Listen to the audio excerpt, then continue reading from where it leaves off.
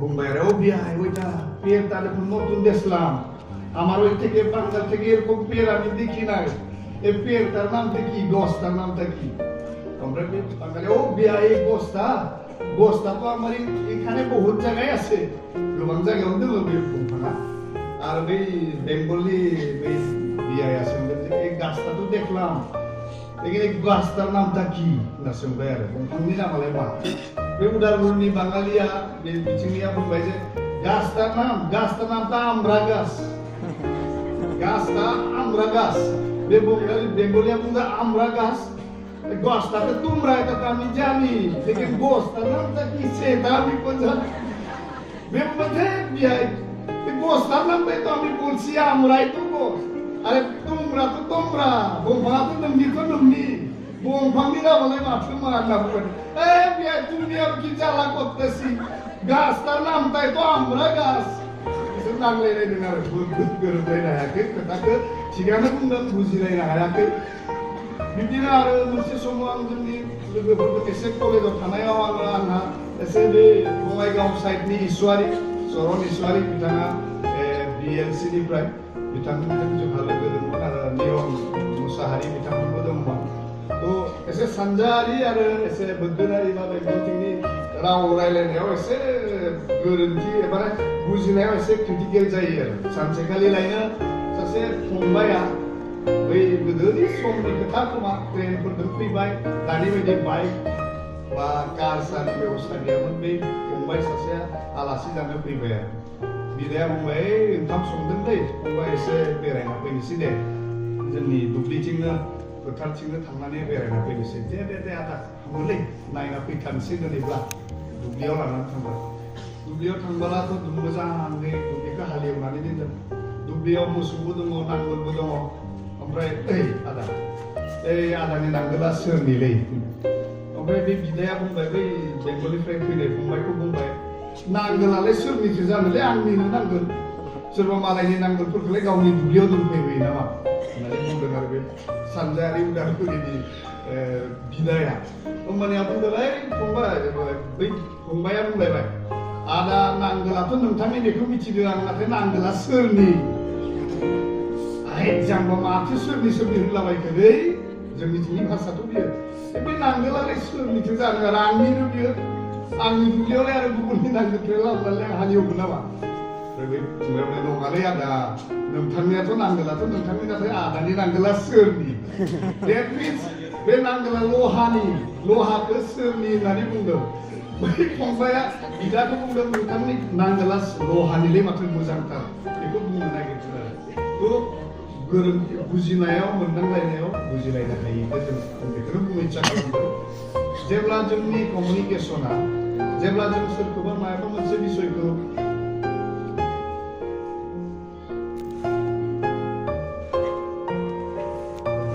অসমীয়াটো ক'বলৈ কৈছে অসমীয়া বাকী বড়ো নুবুজাও নিশ্চয় আমাৰ মাজত আছে ধন্যবাদ দিছোঁ যিয়ে নহওক এটা উদাহৰণ হিচাপে মই ক'বলৈ চেষ্টা কৰিছোঁ যে প্ৰপাৰ কমিউনিকেশ্যন আমি কিবা এটা বিষয় অৱগত কোনোবা এজন ব্যক্তিক অৱগত কৰিবলৈ যেতিয়া আমি যাওঁ তেতিয়া আমাৰ যিটো পাৰস্পৰিক বাৰ্তালাপ হয় সেই বাৰ্তালাপৰ বহু সময়ত আমাৰ ভুল বুজাবুজি হয় তো সেই বিষয়টোকে মই ইয়াক উদাহৰণ হিচাপে দাঙি ধৰিবলৈ ইচ্ছা কৰিছোঁ যে বেংগলৰ এজন বঙালী আৰু এজন আমাৰ বড়ো ভাষী তেওঁলোকে উদালগুৰি আমাৰ য'ত নেকি ডিষ্ট্ৰিক্টলৈ ঘূৰিবলৈ আহিছিলে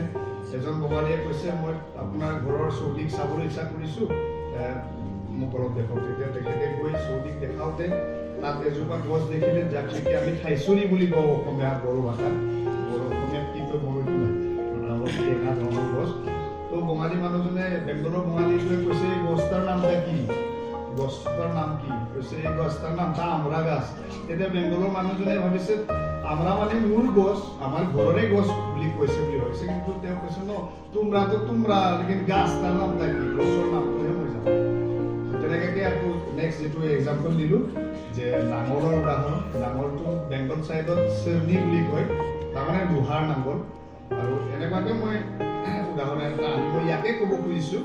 যে আমাৰ বাৰ্তালাপ ইজনে সিজনক আমি যেতিয়া এটা বিষয় অৱগত কৰাবলৈ চেষ্টা কৰোঁ তেতিয়া আমি কিছুমান ক্ষেত্ৰত আমাৰ ভুল বুজাবুজি হয় যাৰ ফলত আমি যি বিষয়টো इजों प्रकाश करिब इसोरनिखौ आं बुजा कठिन হয় तो आं बेखौनो बुंनो इच्छा खालामदों जेब्ला जोङो मोनसे बिषयखौ बेजों बे फोरमायलायनायजों खोन्थालायनो हास्थायो नंगौखौनो खोन्थानो हास्थायो नाथाय गोबां समाव जोंनि भाषा राव रायलायनायनि बेले-बेजे थानायखाय जोङो बेखौ मोजाङै बुजिनो हाया आरो जोंनि साननायाव जोंनि मोनदांनायाव बेले-बेजे जायो आंनि बुंनायनि पइन्टआ बेनो God has created you and me इसोरा नोंथांखौ आरो आंखौ मोनसे स्पेसिफिक उद्देश्यजों पारपस थांखिजों आरो मोनसे समायना नुनायजों इसोरा जोंखौ दिखांबाय बेखायनो इसोरनि थांखि आरो जोंनि थांखियाव फाराग दङ आं बेखौनो बुंनो इच्छा खालामदों जे जेब्ला इसोरा जोंखौ इसोरा गावनि थांखिजों गावनि समायनायजों गावनि मोनसे थांखि बिथांखिखौ लानानै जोंखौ सोरजिबायब्ला जोङो बे संसाराव थांनानै थानाय समाव गोबां समाव इसोरनि बे सोमोनांथाव थांखिखौ गोबां समाव जों गोसो होआ जों गावनि थांखिखौ फकास खालामो जों गावनि हास्थायनायखौ फकास खालामो आरो जायनि जाहोनाव जोङो इसोरजों जोंनि मोगा-मोगि जानायाव इसोरजों जोंनि इसोरखौ मोनदांनायाव इसोरा गावखौ जोंनो मोनदांहोनायाव बेले-बेजेया सोमजियो बे खोथाखौ आं बुंनो इच्छा खालामो মই ইয়াকে ক'ব খুজিছোঁ ঈশ্বৰে মানুহক এটা নিৰ্দিষ্ট উদ্দেশ্য নিৰ্দিষ্ট লক্ষ্য আৰু এটা নিৰ্দিষ্ট ঈশ্বৰৰ নিজৰ সদৃশ ঈশ্বৰে মানুহৰ কাৰণে আৰু সেই উদ্দেশ্য সেই লক্ষ্য আৰু সেই কামৰ বাবে ঈশ্বৰে মানুহক যেতিয়া নিৰ্মাণ কৰিছে ঈশ্বৰে আমাক সেই উদ্দেশ্য সেই লক্ষ্যত আমি কাৰ্যৰত হোৱাটো ঈশ্বৰে আমাৰ পৰা কামনা কৰে কিন্তু বহু সময়ত আমি দেখোঁ সাংসাৰিক হিচাপে যেতিয়া আমি জীয়াই থাকোঁ পৃথিৱীত তেতিয়া আমি আমাৰ বহু সময়ত আমি ঈশ্বৰে আমাক কি উদ্দেশ্যত নিৰ্মাণ কৰিছে ঈশ্বৰে আমাৰ জীৱনত কি লক্ষ্য ৰাখিছে সেই বিষয়টোক আমি অন্য ফালে থৈ সেইটো অমনোযোগ কৰি আমি নিজৰ চিন্তাত নিজৰ ব্যস্ততাত আমি নিজৰ ব্যৱস্থাত নিজৰ লক্ষ্যটোত আমি বেছি গুৰুত্ব দিয়া কথাটো আমি দেখিবলৈ পাওঁ ইয়াত মই এতিয়া আপোনালোকৰ এটা কুৱেশ্যন আনিছোঁ नोंथांमोननि सिगांनि फंबाय बिनानाव आंनि गथ'फोर आंनि फिसाज्ला फिसाजोफोरनि सिगां नोंथांमोननि सिगांनि सोंलु रेसपन्स टु गड्स कल इसोरनि लिंनायखौ नोंथाङा बोरैहाय सेंगोन इसोरनि लिंनायखौ नोंथाङा खोनादोंना इसोरनि लिंनायखौ नोंथाङा सेंदोंना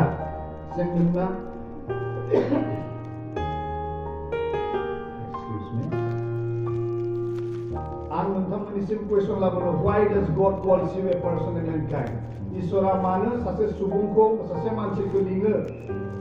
इसोरे किय কোনো এজন ব্যক্তিক নিমন্ত্রণ কৰে इसोरे পাব বিচাৰে why আপুনি কেতিয়াবা ঈশ্বৰৰ মাত শুনিছেনে ঈশ্বৰে যে আপোনাক মাতিছে আপুনি কেতিয়াবা অনুভৱ কৰিছেনে ঈশ্বৰা যে नोंथांखौ लिङो नोंथाङा माब्लाबा खोनादोंना इसोरा जे नोंथांखौ लिङो इसोरा जे नोंथांखौ मोननो हास्थायो नोंथाङा जिउजों मोनदांफेरदोंना आरो इसोरनि लिंनायखौ नोंथाङा माब्लाबा सेंदोंना इसोरनि हास्थायनायखौ नोंथाङा माब्लाबा गोसो होदोंना My answers to you आंनि फिननाया God has created you God has designed you as He created you इसोरा जोंखौ जेरैहाय लिंदों God calls you as He created you for God created you as He created you for जि थांखिनि थाखाय जि खामानिनि थाखाय इसोरा जोंखौ सोरजिदों बै थांखि बै बिथांखि आरो बै खामानिनि थाखाय इसोरा जोंखौ लिङो इसोरा जोंखौ गावनि लिंनायजों लिंजानो थाखायनो सोरजिखाबाय इसोरा गावजों थाफानो थाखाय इसोरनि रावखौ सेंनो थाखाय इसोरनि गोजोननायखौ मोननो थाखाय इसोरनि थांखिखौ मिथिनो थाखायनो इसोरा मानसिखौ सोरजिबाय बेखायनो इसोरा जिबायदियै जोंखौ सोरजिबाय इसोरा जोंखौ जिबायदियै दाबाय बै थांखिनि थाखायनो इसोरा मानसिखौ सानफ्रोमबो लिङो इसोरे আমাক যি উদ্দেশ্যত যি কামৰ বাবে নিৰ্মাণ কৰিছে নিজৰ সদৃশেৰে সেই উদ্দেশ্যত পাবলৈ ঈশ্বৰে আমাক মনোনীত কৰিছে ঈশ্বৰে আমাক নিমন্ত্ৰণ কৰিছে আৰু আমি ঈশ্বৰৰ সেই মাত শুনিছোনে ঈশ্বৰनि बै रावखौ जों खोनादोंना ঈশ্বरनि बै रावखौ जों सेंदोंना ঈশ্বरनि बै रावखौ आङो मोनदांनायजों इसोरनि बे लिंनाय बायदियै आङो सोलिदोंना आं गावखौ इसोरनियाव गथायदोंना In the beginning God created heavens and earth. जागायजेननाय से बालाब से सिरियाव बुंदों इसोरा जागायजेननायाव सोरगोखौ इंलिशआव heavens Greek original Hebrew translation आबो full form heavens इसोरा जागायजेननायावनो नख्रांखौ आरो पृथ्वीखौ सोरजिबाय heavens होनोबा plural form जों मोननो हादों जागायजेननायाव इसोरा heavens होनोबोला climate Jupiter नख्रांखौ होनोब्ला अखाफोर सान हाथरखि बे गासैखौ इसोरा सोरजिदों बिनि अनगायैबो इसोरा स्पिरिचुअल रियेल मेगनजों नुनो हायि जोंनि मेगनजों जों नुनो मोनि आत्मानि रायजोखौ इसोरा दादों आरो बै आत्मानि रायजोआव इसोरा गावनि सिंहासनखौ गायसनदों इसोरनि समायनाय इसोरनि गोहो इसोरनि बोलो इसोरनि मावनाय इसोरनि हास्थायनाय गावखौ फोरमायनो थाखाय इसोरा बे सोमोनांथाव सोरगोखौ नख्रां हाथरखिखौ आरो इसोरा गावनि जिरायनाय बे throne of God इसोरनि जिरायग्रा बे गोथारसिन गोथार बिन्दुखौ इसोरनि महिमाजों बुंफबनाय इसोरनि शान्तिजों बुंफबनाय इसोरनि प्रेजेन्स of God इसोरनि थाफानायजों बुंफबनाय perfect tranquility quiet peace complete quietness peaceful बिदि मोनसे निस्तब्ध पवित्र आरो शान्ति इसोरनि थाफाग्रा बै जायगाखौ इसोरा सोमोनांथावै सोरजिदों आरो बिनि गेजेरजों इसोरा गावखौ फोरमायनो हास्थायदों God wanted to extend his family इसोरखौ जों नुदों God the Father God the Son God the Holy Spirit triune God इसोरखौ जोङो इसोरा गावखौ जेब्ला फोरमायदों इसोरा जेब्ला गावखौ दिन्थिदों इसोरा सोरजिनायनि खामानिजों गावखौ बिफानि महरै दिन्थिदों इसोरा सोरजिनायनि गेजेरजों मानसिखौ उदांस्रि होनो थाखाय बासायनायनि खामानि मावनायाव इसोरा गावखौ बिसानि खामानिजों दिन्थिदों आरो इसोरा जोंखौ धोरोमियायाव सैथोआव अननायाव दैदेननो थाखाय इसोरा गोथार जिउनि महरजों जोंजों लोगोसे गावखौ फोरमायदों ट्राइउइन गड इसोर बिफा इसोर बिसा इसोर गोथार जिउआ साथामजों सासे इसोर बेखायनो इसोरा बुंदों इसोरा मा God is always his personality is in triune God इसोरनि व्यक्तित्वखौ इसोरनि परिचयखौ जोङो साथामजों सासे इसोर बेखाय लोगो लाग्रा इसोर God of fellowship God of communion God of relationship तो इसोरा गावनि थाफानायखौ फोरमायनो थाखाय बियो सोरगोखौ सोरजिबाय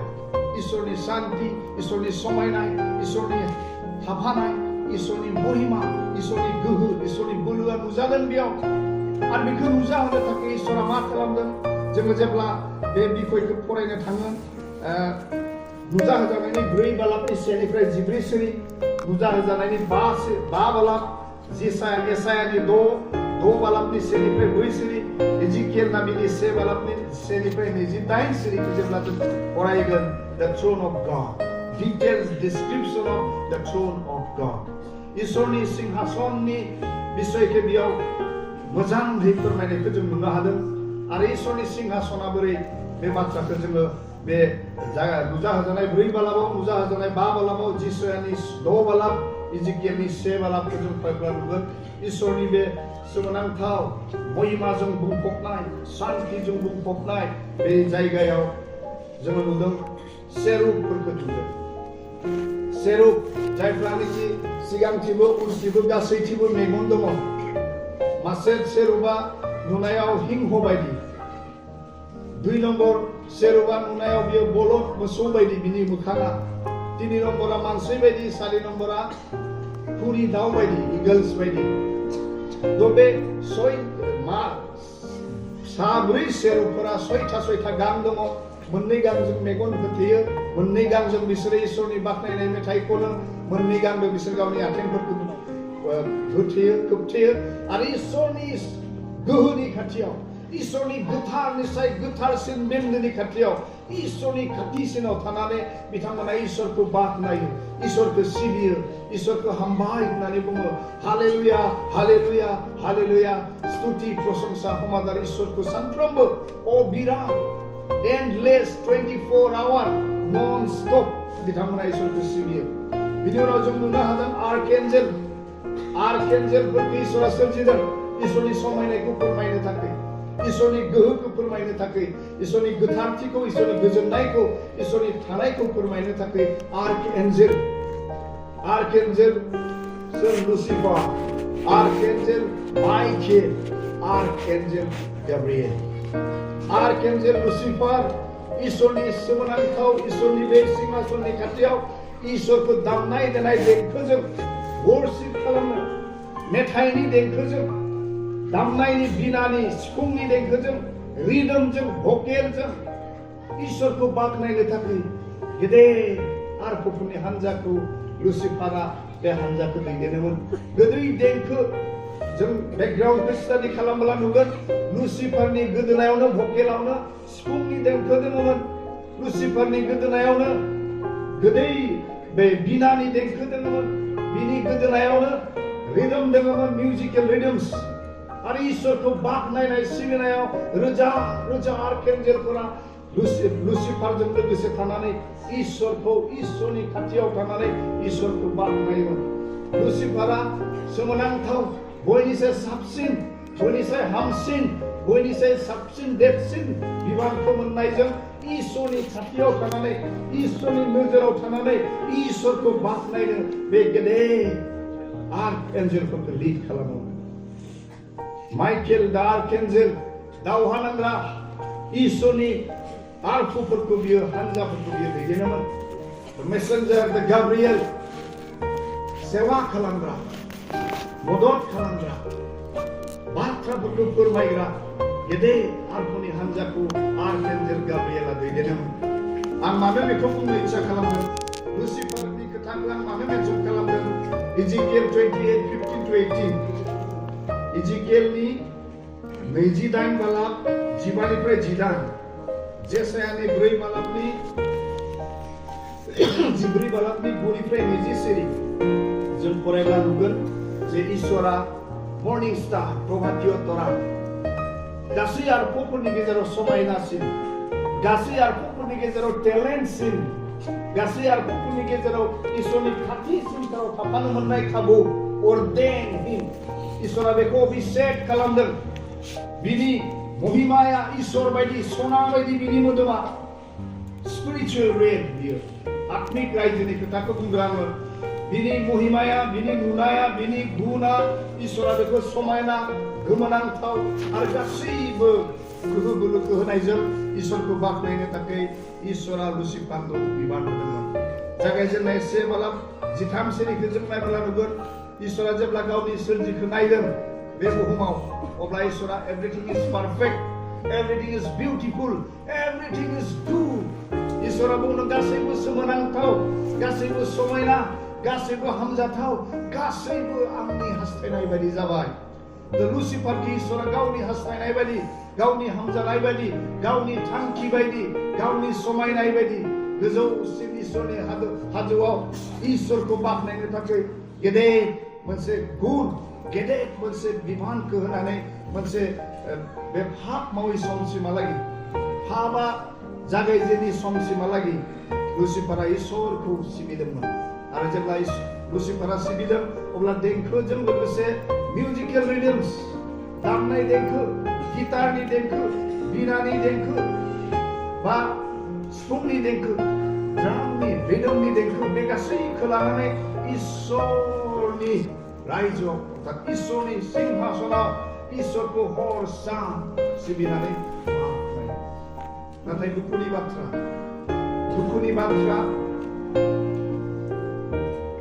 जे इसोरनिफ्राय मोननाय बे गासै अभिषेकखौ, गासैबो गोहोखौ, गासैबो बोलोखौ, गासैबो हेभेनलि हस्ट, सोरगोनि आर्फफोरखौ दैदेनग्रा सबनिसाय साबसिन बाहागो मोननाय बै लुसिफारा गावनि समायनायखौ नुनानै, गावनि गोहोखौ नुनानै, गावनि जायगाखौ मोननानै बियो दुग्गा जाबाय आरो इसोरखौ बियो नायबाय जे आं इसोरनि खाथियाव थानो मोनदों आंबो इसोरनि बायदि जायगा बानायगोन आं बिनिसाय साबसिन गोजौसिन जायगायाव आं सिंहासन बनायगोन आरो आंनि गोबां जाय आर्फफोरखौ इसोरा आंनो होदों बै आर्फफोरा आंखौ सिबिगोन लुसिफारा दुगा जाबाय लुसिफारा गाव अहंकार जाबाय आरो इसोरनि जेंनाय बे बै दिननिफ्रायनो सानजेनबाय आरो इसोरनि जेंनाय गावजों बे दावहायाव लोगो लानो थाखाय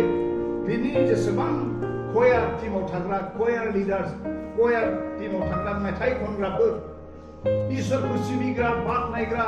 वर्शिप खालामग्रा जेसेबां आर्फफोर बे गासैखौबो बियो गावजों लोगोसे लाफानानै इसोरनि बेरेखा गसंहोनानै बिसोरो इसोरनि इच्छाखौ इसोरनि थांखिखौ गुबुंले खालामबाय आरो इसोरनि जायगाखौ गाव मोननो हास्थायबाय इसोरनि समायनायखौ गाव मोननो हास्थायबाय इसोरनि बाख्नायनायखौ गाव मोननो हास्थायबाय इसोरनि महिमाखौ गावनियाव थानायखौ हास्थायबाय आरो बे गासैखौ मोननो हास्थायनानै बे इसोरनि हामजानायनि जेंनाय सानजेनबाय साननानै मोनसे समाव बे रिबेल खालामबाय प्रतिबाद खालामबाय आरो जों नायबा नुगोन सोरगोआव मा जादों इसोरा बेनो मा होनो God ordained Lucifer as a cherub demonstrate God's trust in him enough आरो इसोरा बेखौ ओरैबायदि भरोसा खालामदोंमोन बेनो free will अर्थात choice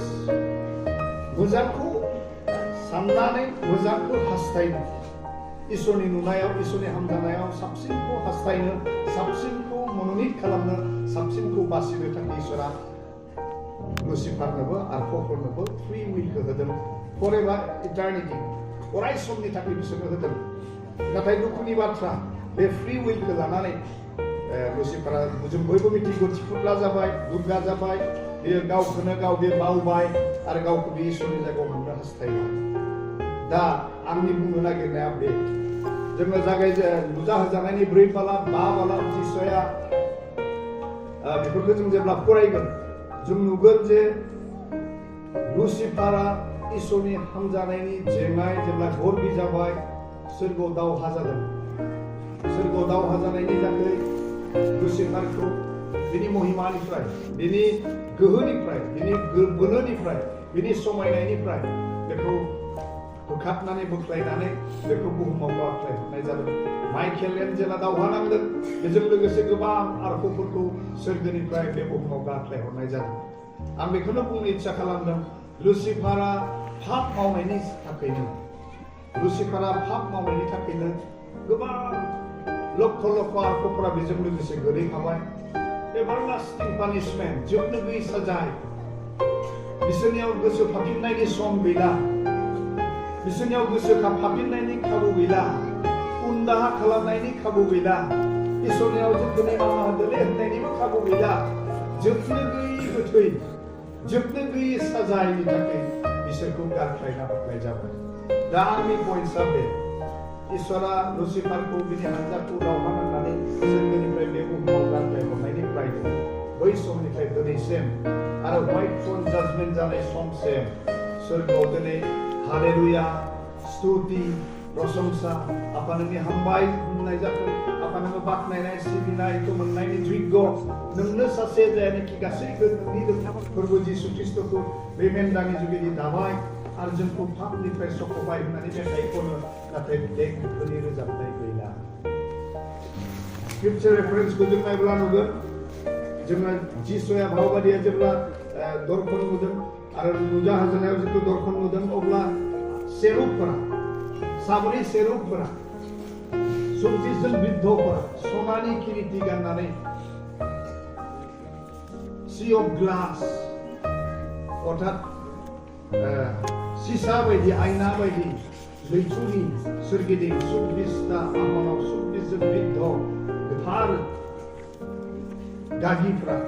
सनानि थफि लानानै इसोरखौ बाख्नायदों हालेलुया स्तुति हालेलुया प्रहंगा होननानै बुंदों खुगानि देंखो खुगानि बाख्नायनायजों नाथाय सोरगोआव रोजाबनाय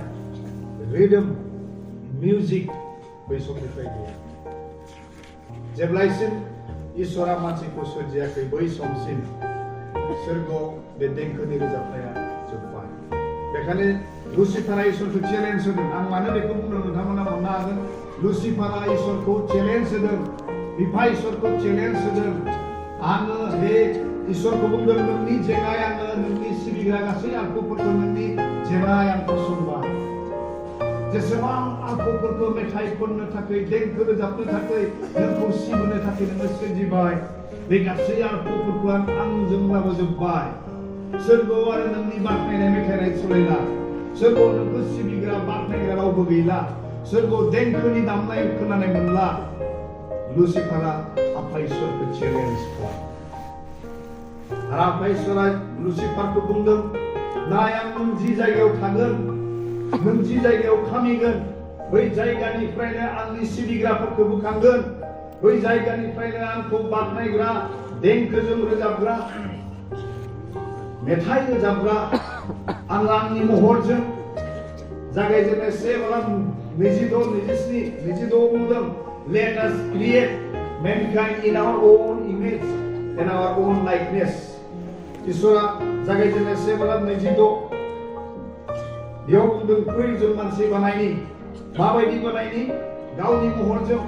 गावनि आखलजों गावबायदि गोथार आरो जोबनो गैयै समनि थाखाय जोङो मानसिखौ बानायनि होननानै इसोरा थि खालामदों आरो लुसिफारखौ चेलेन्ज होदों नोङो नोंनि महिमानिफ्राय गोग्लैबाय नोङो नोंनि गर्बनि थाखाय नोङो नोंनि दुगानि थाखाय नोङो नरकआव नोंखौ नरकनि थाखाय नोंखौ दोननाय जाखाबाय नोंनियाव बासायजानाय गैला नाथाय नों जि जायगायाव थागोन बे बुहुमनिफ्रायनो आं मानसिखौ सोरजिगोन गावनि महरजों आं सोरजिगोन बै सुबुंफ्रा आंखौ सिबिगोन आंखौ बाख्नायगोन आरो इसोरा गावनि आखाइजों मानसिखौ हाद्रिनिफ्राय मानसि बानायनानै गावनि हांखौ होनानै मानसिखौ आदम आरो हावाखौ हौवा आरो हिन्जावनि बानायबाय आरो इसोरा गावनि हां होनानै गावनि जिउ होनानै मानसिखौ गोथां खालामबाय आं बेखौनो बुंनो इच्छा खालामदों इसोरा जिखौ सोरगोआव खोमाबाय सोरगोआव इसोरा लुसिफारखौ खोमाबाय लुसिफारजों लोगोसे बेनि देंखोजों दामग्रा रोजाबग्राफोरखौ खोमाबाय forever lasting अराय समनि थाखाय इसोरा खोमाबाय बिसोरा लुसिफारफिननाय गैलिया बिसोरनियाव उनदाहा गैलिया बिसोरनियाव पापनि निमाहा गैलिया बिसोरो अराय सम जोबनो गैयै साजायनि थाखाय बिसोरो गारहरजाखाबाय नाथाय इसोरा बुंदों जेरै सोरगोआव आङो लुसिफारखौ साबसिन जायगा होदोंमोन आंनि सिबिग्रा मेथाइ खनग्रा आखुफोरखौ साबसिन जायगा होदोंमोन बिसोरखौ समायना रमायनाहै गोहो बोलोजों समायनायै दादोंमोन बेबायदिनो मानसिखौ आङो गावनि महरजों गावनि आखलजों आं समायनायै दागोन आरो बे मानसिफोरा लुसिफारनि बै जायगाखौ सुफुंगोन सोरगोआव जि देंखोनि आंखाल जादों सोरगोआव जि रोजाबनायनि आंखाल जादों सोरगोआव बाख्नायनाय सिबिनाय मेथाइ खननायनि आंखाल जादों बै जायगाखौ आं सुफुंनि इसोरा लुसिफारखौ चेलेन्ज होदों आङो आंनि महरजों आंनि आखलजों आं बायदि जोबनो गैयै सम आंखौ बाख्नायनो थाखाय बे बुहुमावनो बाय'लजिकेल जिथु बे बुहुमावनो आं मानसिखौ सोरजिगोन आरो बिसोरो आंखौ सिबिगोन बेखायनो जागायजेननाय 3:8 जेब्ला आदम आरो हौवाखौ forbidden tree इसोरा राइट खादों इसोरा गासैखौबो फ्री चॉइस फ्री विल गासैखौबो सायख'नानै मोजांखौ साबसिनखौ सायख'नानै मावनो हानाय गियानखौ फ्री विलखौ मोनथायखौ इसोरा मानसिनो होदों आरो बिब्दिनो इसोरा मानसिनो मोनसे राबथानायखौबो होदों लिमिटेशन अफ फ्री विल गासैखौबो गावनि गोसो बायदि मावनो हानायनि मोनथायखौ होनायनि उनाव मोनसे लिमिटेशनखौ होदों मोनसे सिमाखौबो इसोरा होदों बै सिमाया जाबाय आङो बारिनि गेजेराव फांसे बिफांखौ दोनदों बे बिफांखौ नोंसोर जेब्लायबो बे बिफांनि खाथियाव दाथां बे बिफांनि फिथाइखौ दाजा जेब्लायनो नोंसोरो बे दंफांनि फिथाइखौ जागोन बै दिनानो नोंसोरो थैगोन होननानै इसोरा इसोरखौ राइट खादों आदम आरो हौवाखौ राइट खादों नाथाय बेयावनो गोथांनि दंफांखौ इसोरा गायदों गोथांनि फिथाइ थायग्रा जिखौ जाब्ला मानसिया जेब्लायबो थैया बे गोथांनि दंफांनि फिथाइखौबो इसोरा बे जागायजेननायावनो इसोरा बे एडेन बागानावनो गायदों नाथाय बे फिथाइखौ बिसोरो हले जानो हास्थायाखै नाथाय जोंनि सावरायनांगौ बिषया बे नङा सावरायनांगौ बिषया बे जाहैबाय जे जेब्ला मानसिया पाप मावदों जागायजेननाय 3:9 आरो जों नुदों इसोरा मोनाबिलि समाव गुसु जानाय समाव सानफ्रोमबो इसोरा गावनि सिंहासनखौ नागारनानै गावनि थाग्रा जायगाखौ नागारनानै गावनि बे सेरुफोरनि थाग्रा जायगाखौ नागारनानै बे बुहुमाव जेराव इसोरा आदम आरो हवाखौ सोरजिबाय एडेन बागानाव दोनबाय आरो बै जायगायाव इसोरा गावनो फैयोमोन इसोरनि थाबायनाय आगानखौ आदम आरो हवाया खोनायोमोन इसोरनि राव बुंनायखौ आदम आरो हवाया खोनायोमोन इसोरनि रावखौ आदम आरो हवाया सेङोमोन इसोरजों आदम हवाया रायज्लायोमोन जों जेरै बिजों बे रायज्लायो इसोरजों आदम हवाया रायज्लायोमोन that means बे स्पेसिफिक टाइमा मोनाबिलिनि गुसु समा the time of worship time of fellowship time of family sharing माने गावसोरनि परियालनि मोनसे फोरमायलायनायनि सममोन इसोरखौ सिबिनायनि सममोन इसोरजों लोगो लानायनि सममोन इसोरनि शान्तिखौ मोनदांनायनि सममोन इसोरनि गोजोननायखौ मोनदांनायनि मोनसे सममोन इसोरनि थाफानायखौ मोनदांनायनि सममोन बेखायनो बे खाना दोनखानाय समाव इसोरा सानफ्रोमबो आदम आरो हवाखौ एडेन बागानाव नागिरनानै फैयोमोन आरो बै थि खालामनानै दोननाय समाव जों मोनदांनो हायो आदम आरो हवाया लोगोसेयै इसोरखौ बाख्नायोमोन इसोरखौ हामबाय होननानै बुङोमोन इसोरनि खाथियाव आरज खालामोमोन इसोरनि गासै अननायखौ इसोरनि गासै गोजोननायखौ इसोरनि गासै थाफानायखौ इसोरनि गासै शान्तिखौ मोनदांनानै इसोरनि थाफानायाव इसोरनि रंजानायाव इसोरनि गोजोननायाव आदम आरो हवाया गोजोनोमोन आदम आरो हवाया रंजायोमोन आरो इसोरखौ बिथांमोना मेथाइजों हामबाय होननायजों गासैबो बिथिङाव इसोरखौ बाख्नायोमोन आरो बै समखौ इसोरा आदम आरो हवानि थाखाय मोनदोंमोन दा आं बेखौनो बुंनो इच्छा खालामदों इसोरा the eyes of heart of God is attentive to the praise and worship इसोरा जेब्लायबो बाख्नायनाय सिबिनाय मेथाइ खननाय मोसानाय गोरबोजों इसोरा बेखौ सानफ्रोमबो नायो लामा नायो आंनि फिसाफ्रा आंनि फिसाजोफ्रा बोरैहाय आंखौ सिबिगोन आंनि फिसाफ्रा आंनि फिसाजोफ्रा बोरैहाय आंनि थानायखौ आंनि थाफानायखौ सुंग्रिगोन आंनि गोजोननायखौ बोरै नागिरगोन आंनि शान्तिखौ आंनि फिसाफ्रा बोरै नागिरगोन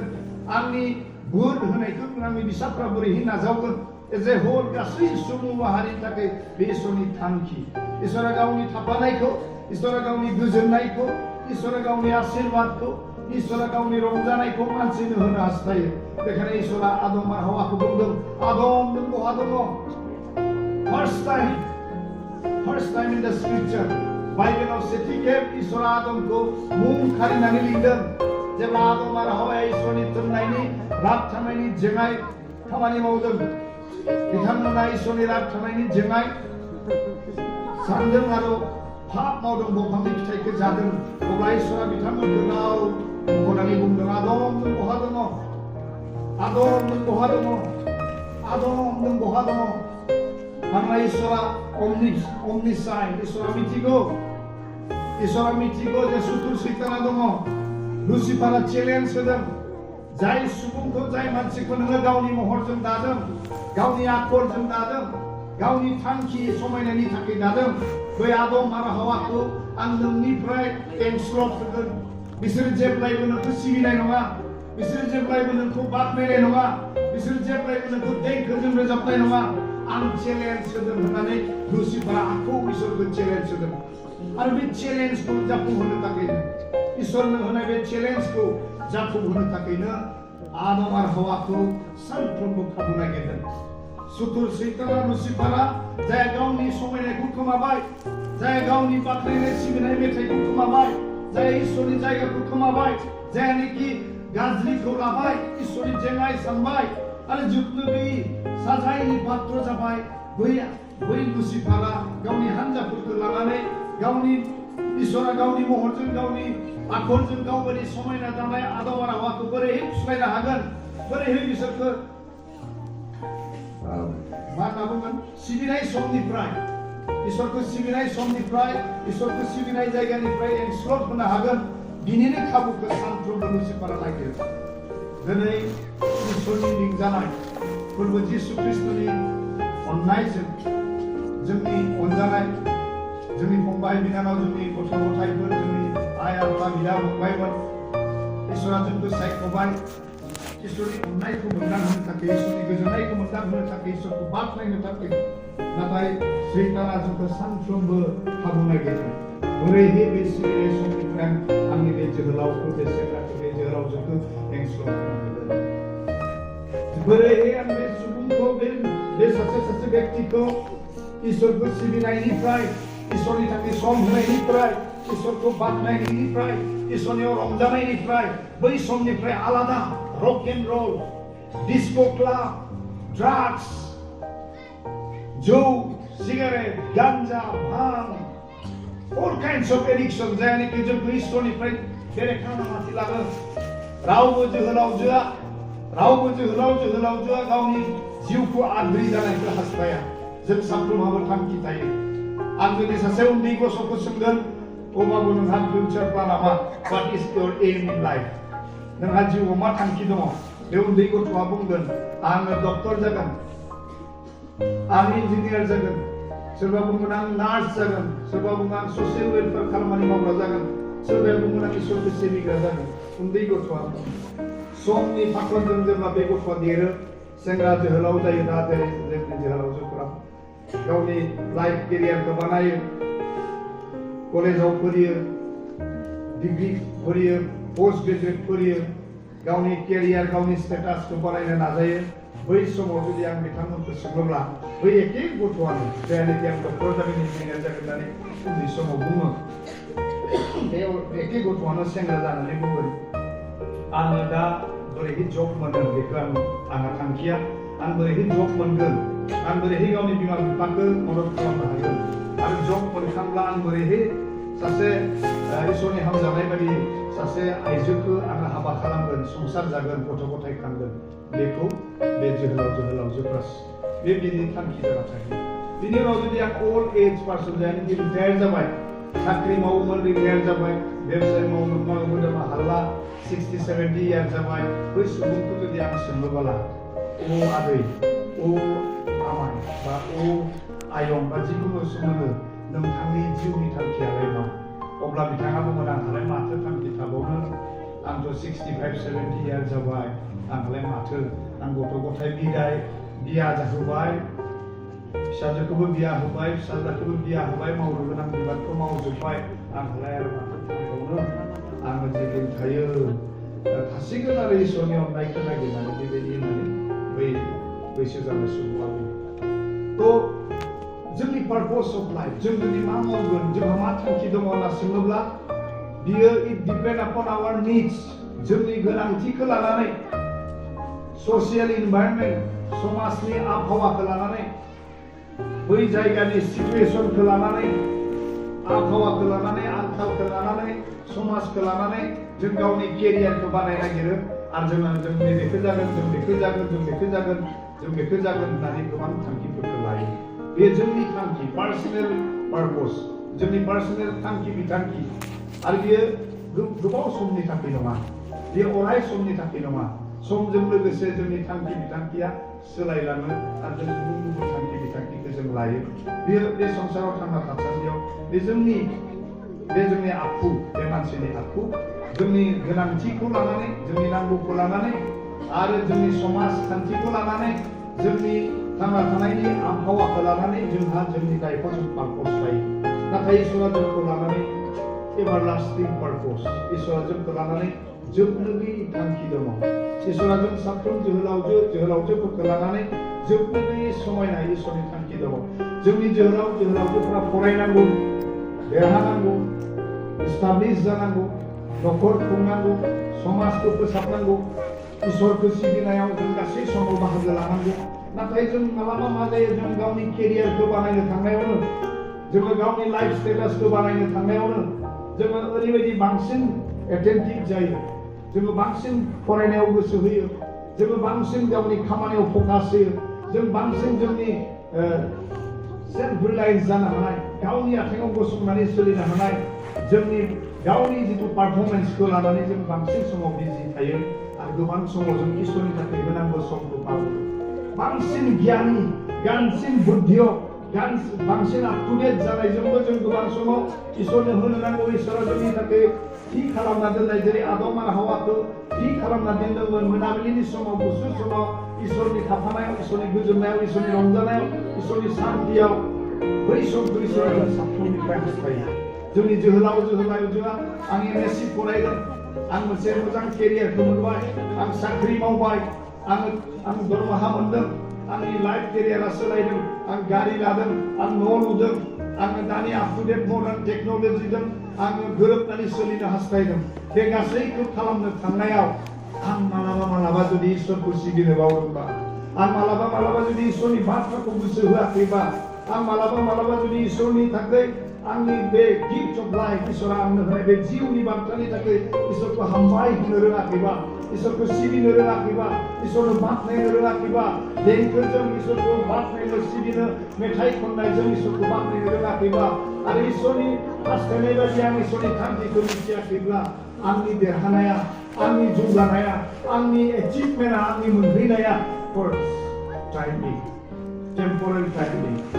दानिसे समनि थाखायल' बे जागोन आंनि देरहानाया दानिसे समनि थाखाय आंनि थांखि बिथांखिया दानिसे समनि थाखाय the destiny of life the purpose of life the meaning of life to be loved by God and also to love God with whole heart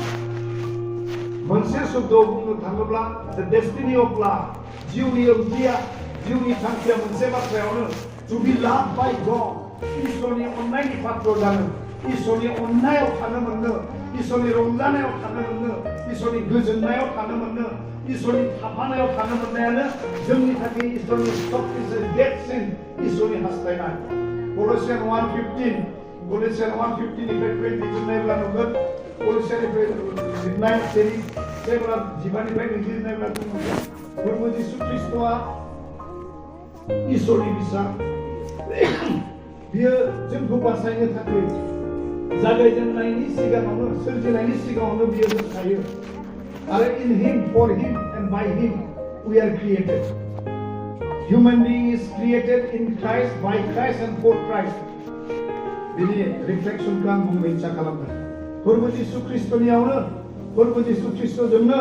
प्रभु जिसु ख्रीष्टनि थाखायनो मानसिखौ सोरजिदों आरो बिदिनो उपदेशगिरिनि 12 बालाकनि 13 सिरियाव बुंदों इसोरनियाव गिनायानो इसोरखौ गिनायानो इसोरनि थोननाय फोरोंनायाव मानिनानै सोलिनायानो जिउनि गुदि the principle of life is to obey God know God fear God इसोरखौ गिनायानो इसोरखौ सिबिनायानो आरो इसोरा जोंनि थाखाय जोंनि मोजांनि थाखाय दोननाय गासैबो बिथोनफोरानो मानसिनि जिउनि गुदि बेनो जोंनि जिउनि ओंथि बेखायनो आं बेखौनो बुंनो इच्छा खालामदों इसोरा जोंखौ बै लांदां जायगाखौ सुफुंनो थाखाय सोरजिबाय जि लांदां जायगाखौ लुसिफारा गावनि आरफ हान्जाफोरखौ लानानै इसोरनि जेंनाय गसंबाय इसोरखौ सिबिनो इसोरखौ बाख्नायनो इसोरनि गासैबो समायनायखौ मेथाइजों देंखोजों रिदमजों बाख्नायनो सिबिनायखौ नागारनानै गावनि दुगा थिखुला गोसोजों इसोरखौ जेब्ला रिबेल खालामबाय अब्ला जोबनो समनि थाखाय इसोरा लुसिफारखौ बिनि हान्जाखौ सोरगोआव देंखोखौ खोमाबाय आरो सोरगोआव खोमानाय बे देंखोखौ सोमोनांथाव इसोरखौ बाख्नायनायखौ जेब्ला इसोरा नुनो हास्थायो अब्ला संसाराव बियो नायहरो सोरगोआव दिनै इसोरनि हिंहावनि खाथियावनो देंखो गैलिया मेथाइ गैलिया नोंथांमोना रेभेलेसन 5 रेभेलेसन 4 नोंथांमोना नायनो हागोन जे बेयाव इसोरखौ हालेलुया स्तुति प्रहंगा बाख्नायनाय सिबिनाय नोंनिनो जाथों होननानै बाथ्राजों सिबिनायल' दङ देंखोजों सिबिनाया गैला मेथाइजों सिबिनायखौ इसोरा खोमाबाय मेथाइजों सिबिनायखौ इसोरा बे बुहुमाव गायसनबाय इसोरा बुंदों I will raise my worshipper the place where you dwell इसोरा बुंदों आङो नों थानाय जायगायावनो आंखौ सिबिग्रा जेनेरेसनखौ बोखांगोन बै सुबुंफोरा बै मानसिफोरा आंखौ सिबिगोन बिथांमोना आंनि देंखोजों आंखौ बाख्नायगोन आंखौ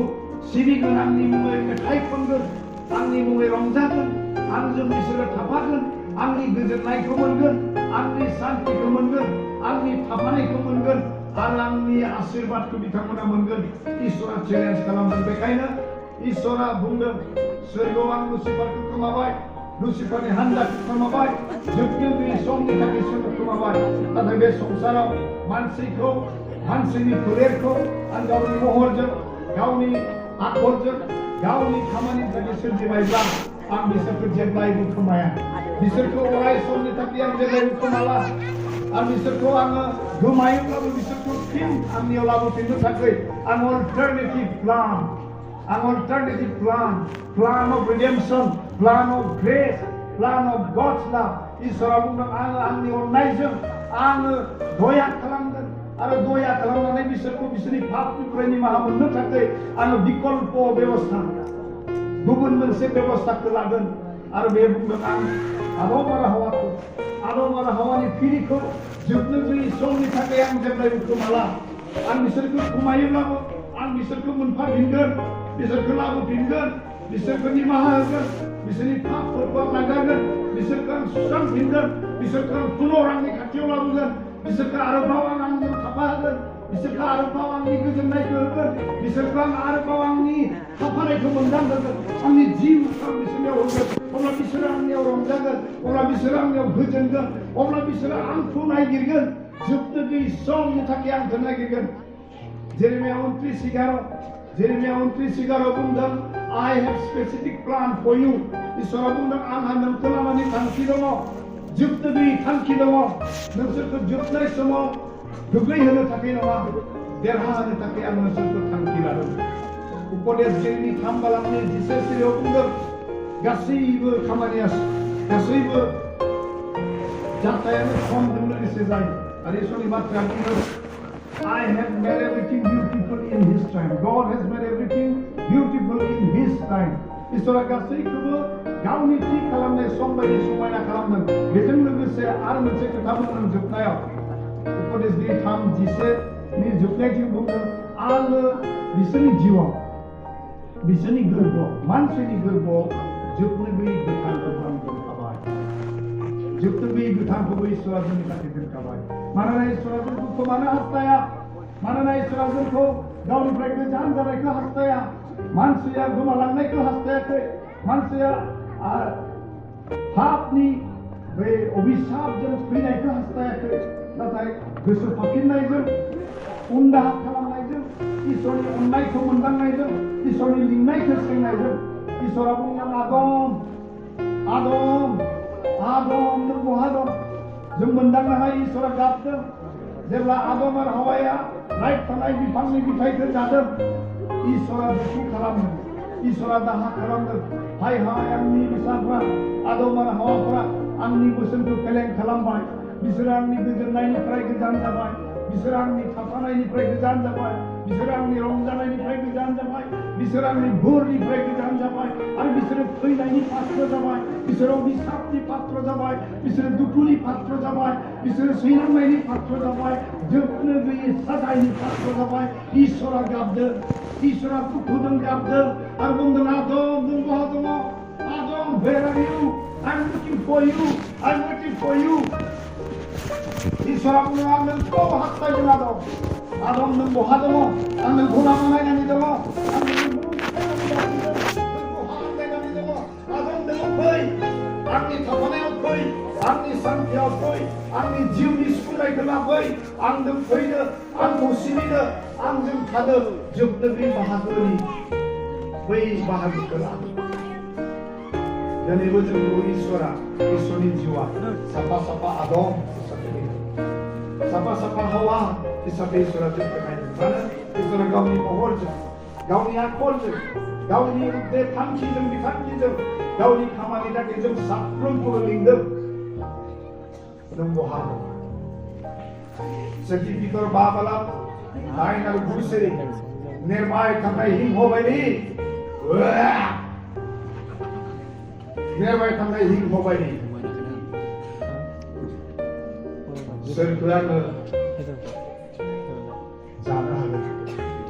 सोरखौ आङो नस्थ' खालामनो। जेब्ला सोरबा जोहोलावजोआ, जेब्ला जोहोलावा देंखोजों इसोरखौ सिबियो, इसोरखौ बाख्नायो, इसोरखौ हास्थायो, आरज खालामो। सैताना जिरास जायो। सैताना रागा जोङो लाजि मोनो। मानोना जि जायगाखौ बियो सोरगोआव खोमाबाय, बै जायगाखौ जेब्ला मानसिया मोनदों, इसोरनि नुनायाव साबसिनथार, हामसिनथार आरो जोबनो बे इसोरनि गोजोननायनि थाखाय इसोरा जेब्ला मानसिखौ लिंबाय, आदम आरो हावाखौ लुसिफारा लाजिदों, रागा जोंदों। आंनि जायगाखौ मानसिनो होबाय, आंनि समायनायखौ मानसिनो होबाय, आंनि रंजानायखौ, आंनि गोजोननायखौ आदम हावानो होबाय, आं गारा। I will devour them. आं बिसोरखौ नस्त खालामो, आं बिसोरखौ नस्त खालामो। जोंनि जोहोलाव जोंनि बिमा सुथुर सैताना जोंनि सायाव जिलास, जोंनि सायाव गोजा मेगनजों नायो। सोर जोहोलावखौ आङो एडिक्ट खालामदों, सोर जोहोलावखौ आङो गुबुन जायगाथिं दैखांदों, सोर जोहोलावजोंखौ इसोरखौ सिबिनायनिफ्राय, बाइबेल फरायनायनिफ्राय, इसोरखौ बाख्नायनायनिफ्राय बेलेग एटेनसन होनो हाया। मबाइल, बेबो जोंनि एटेनसनखौ डिस्ट्रेक्ट खालामो। सैताना गासैखौबो दिनै मडार्न टेक्न'लजिखौ सैताना गावनि थांखिनि थाखाय बाहायो। जोंनि थांखिया इसोरखौ सिबिनो थाखाय, जोंनि थांखिया जोबनो गैयै आंखाल जानाय, खालि जानाय जायगाखौ सुफुंनो थाखाय इसोरा जोंखौ लिंदों। इसोरजों अनजानो, इसोरनि अननायाव थानो, जों इसोरखौ अननो, जों इसोरा साफा जोहोलावखौ लिंदों। आंनि फिसाजो नों बहा दं? आंनि फिसाज्ला नों बहा दं? जोंनि मोनफा आंखालखौ इसोरा मिथिगौ, जोंनि मोनफा दावहाखौ इसोरा मिथिगौ। आंनि मोनसे जि उइक पइन्ट दङ, जि लोरबांथि दङ, बे गासैखौ इसोरा मिथिगौ। आंनि लोरबांथिखौ, नोंथांनि लोरबांथिखौ इसोरा मिथिगौ। आंनि न'खराव आंखाल दङ, थानाय न'नि आंखाल दङ, गाननाय जोमनायनि आंखाल दङ, सोलोंथाइ लानायनि आंखाल दङ। आंनि न'खराव गोबां समस्या दङ, बे गासैखौ इसोरा मिथिगौ। जोंनि मेगन मोदैखौ इसोरा मिथिगौ। God knows our struggle, जोंनि सैसोनायखौ, जोंनि खेंखायनायखौ इसोरा मिथिगौ। आरो इसोरा जोंखौ बुंदों, आंनि फिसाजो, आंनि फिसाज्ला, नोंनि दुखुखौ आं मिथिगौ, नोंनि आंखालखौ आं मिथिगौ, नोंनि सैसोनायखौ आं मिथिगौ, नोंनि मेगननि मोदैखौ आं नुदों, नोंनि गोसोनि दाहाखौबो आं नुदों, नोंनि गाबनाय खेंखायनायखौ आं नुदों। आदम आरो हावाया बुंदों प्रथमबार, for the first time, जेब्ला इसोरा नांथानाय दंफांनि फिथाइखौ जाबाय, first time बिथांमोना loneliness feeling खालामदों। I am alone. I'm left behind. आंखौ नागारबाय, आं हारसिं जाबाय। प्रथमबार गिदों, आं गिदों। इसोरा बुंदों, आं नोंनि सोदोबखौ खोना। इसोरा जेब्ला फैदों, आदमा बुंदों, जों नोंनि सोदोबखौ खोनादों आरो जों नोंनि रावखौबो खोनादों आरो जों लंथंजों नोंखौ गिदों। फार्स्ट टाइम मानसिया गिदों, थैनायखौ मोनदांबाय। बेनि सिगां बिसोरो थैनाया मा बेखौ मिथियामोन। आदम आरो हावानि डिक्सनारियाव थैनाय शब्दआ गैयामोन, सावनि खोथा गैयामोन, रागानि खोथा गैयामोन, नायनो बालायनायनि खोथा गैयामोन, एनायनि खोथा गैयामोन। गासैबो इसोरनि समायनाय, गासैबो इसोरनि रंजानाय, गासैबो इसोरनि थाफानाय, गासैबो इसोरनि सान्थियाव आदम आरो हावाया अराय सम रंजा बाजा इसोरखौ सिबियोमोन, रंजा बाजा इसोरखौ बाख्नायोमोन। इसोरनि थाफानायाव, इसोरनि गोजोननायाव इसोर अराय सम गोजोनोमोन। नाथाय जेब्ला इसोरनि रायफानाय दंफांनि फिथाइखौ जाबाय, बिसोरो गिखांबाय, बिसोरनि गोसोआ थेर-बेथेर जाबाय, बिसोरनि हार्ट बिटा बांबाय, धप धप धप धप। गावखौ हारसिं मोनबाय,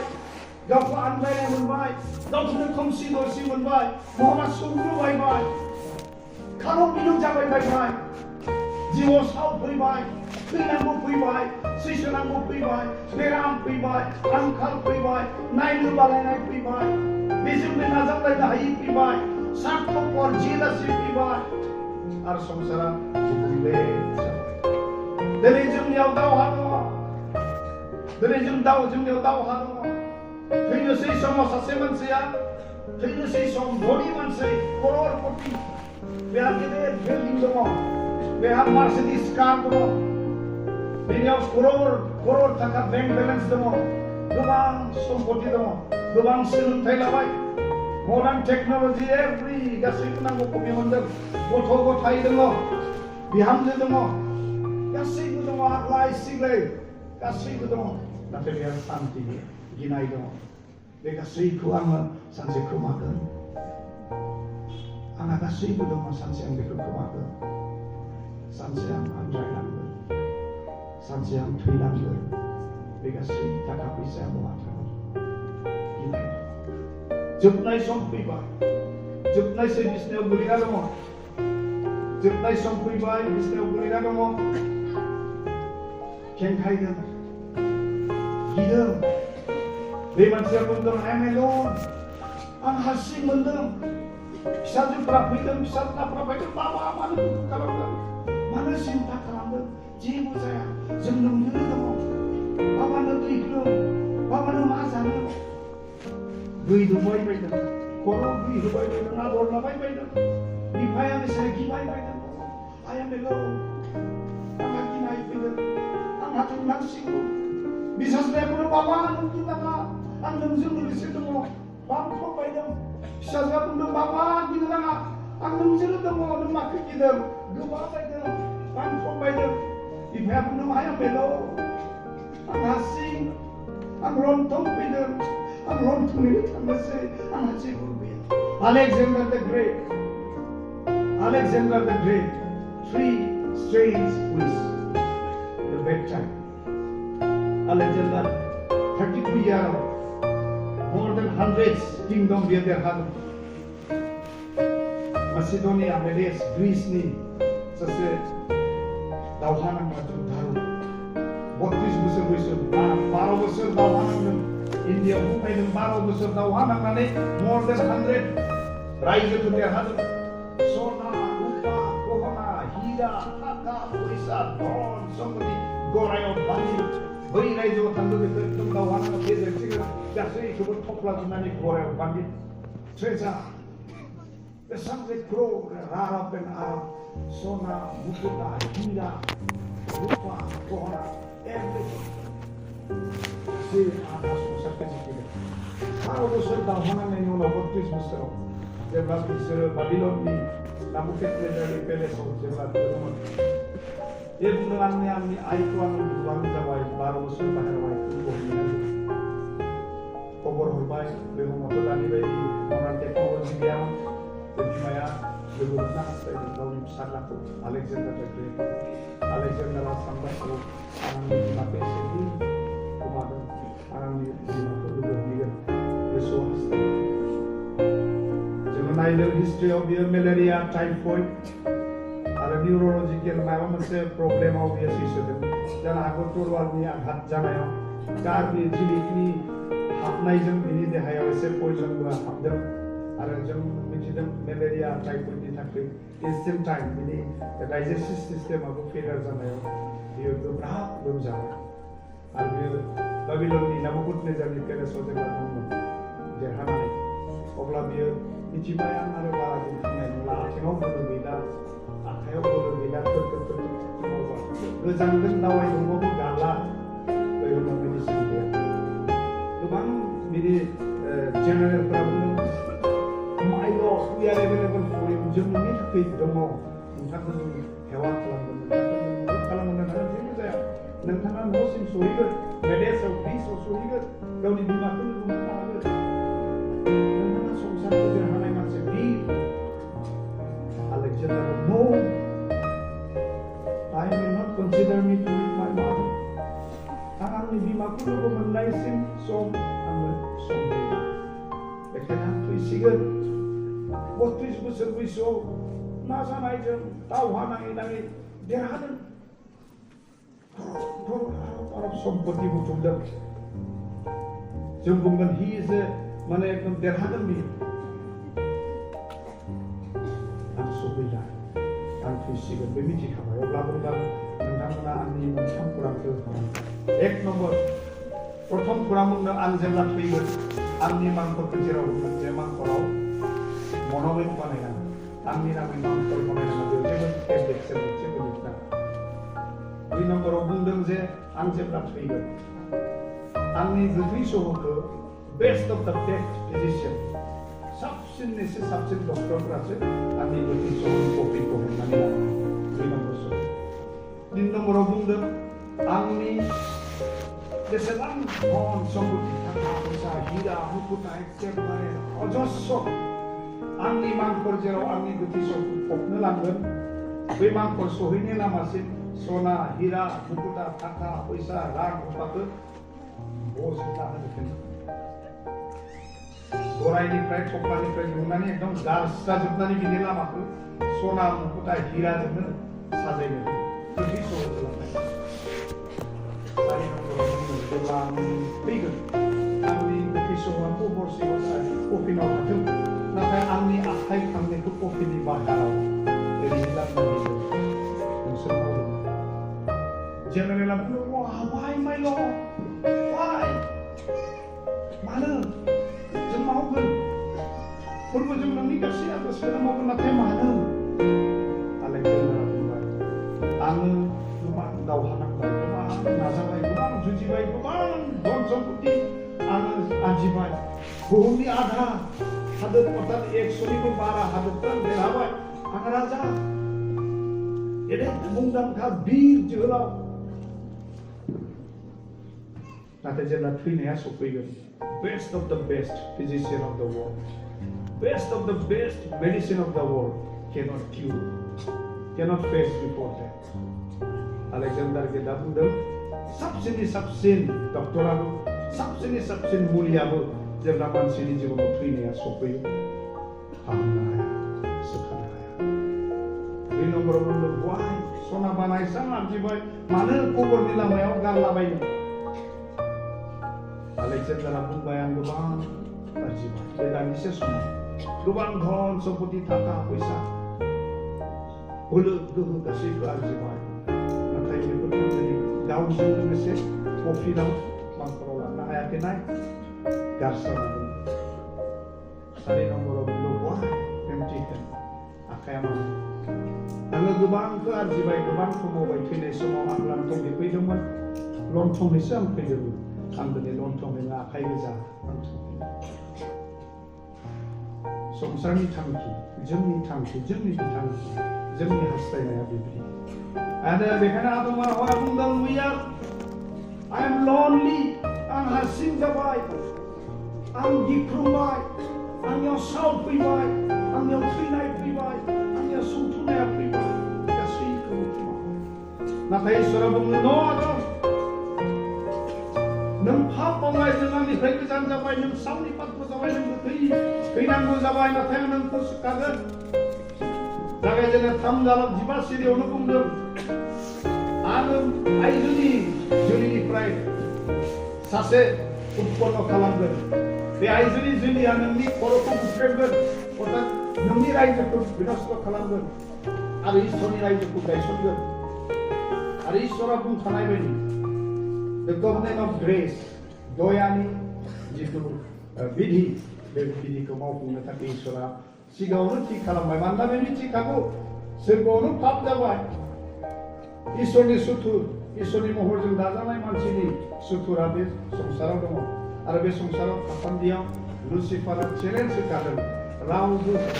माहारिखौ आङो इसोरखौ सिबिनो होआ इसोरनि होननायनिफ्राय आं बिसोरखौ आलादा खालामगोन जोबनो गैयै गोथैयाव आं बिसोरखौ लांफागोन आरो बे बाथ्राखौ बे चेलेन्जखौ इसोरा चेलेन्ज होदों आरो बे बाथ्राखौ इसोरा जागायजेननाय 3:20 सिरियावनो मावफुंदों इसोरा दयानि कभनेन्टखौ होबाय जागायजेननाय 3:15 आरो जागायजेननाय 3:20 सिरियाव इसोरा बेखौ खामानियाव मावफुंना दिन्थिबाय आदम आरो हौवाया निराश्रय जादोंमोन गिदोंमोन इसोरा हमथाफिनबाय आरो आदम आरो हौवाया गनायना लादों जों पाप मावबाय जों गोरोन्थि मावबाय जों हारसिं जाबाय जों नोंनि खाथियाव नुजानो हाला होननानै बिथांमोना गनायबाय आरो इसोरा बिथांमोननि गनायनायखौ गोसोखांफिननायखौ उनदाहा खालामनायखौ नाजावनो दया खालामनानै फोजोबनानै आं फोजोबनो हास्थायबाय गाबोनबो जों सावरायगोन बे जोहोलाव बैसोआ आंनि अनजाग्रा जोहोलावजो आंनि फिसाजो बायदि आंनि फिसाजो बायदि आंनि फंबाय बिनानाव बे बैसोआ गोल्डेन एज बे जोहोलाव बैसोआ सनानि बैसो बायदि जों बे बैसोआव गावखौ जेथिंबो जों नुखांनो हायो जों साबसिन मोजां इसोरनिथिं गावखौ नुखांनो हागोन साबसिननिफ्राय साबसिन गाज्रियावबो जों गावखौ बेखायनो जोंखौ इसोरा मानो लिंदों इसोरा गावखौ सिबिनो थाखाय इसोरनि समायनाया नुजानो थाखाय इसोरनि बाख्नायनाय जानो थाखाय इसोरनि गोजोननायखौ जों मोनदांनो थाखाय इसोरनि रंजानायखौ मोनदांनो थाखाय इसोरा थि खालामनाय जोबनो गैयै गोथांखौ मोननो थाखायसो इसोरा जोंखौ दादों आरो इसोरा जोंखौ जेब्ला लिंदों आंनि फिसाज्ला आंनि फिसाजो नोंसोर बहा दं नोंसोर बहा आन्दायनानै दङ नोंसोर संसाराव आन्दायनानै दङ नामा मडार्न टेक्न'लजिजों आन्दायनानै दं नामा गियान बिगियानजों गोदान इनभेन्सनजों आन्दायनानै दङ नामा